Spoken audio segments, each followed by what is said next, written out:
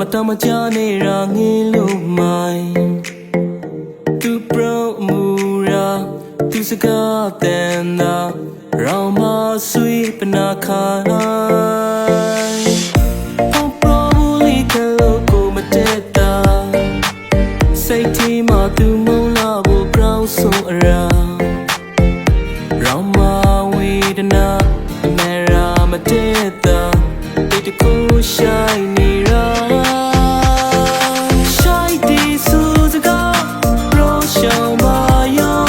မလို့ပေဖူလီကောက်တီက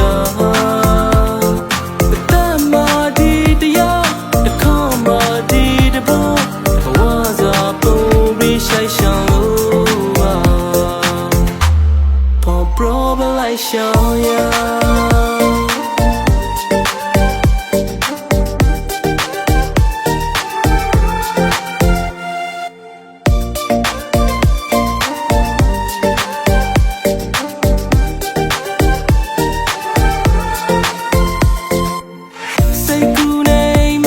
တီဝါရောလာ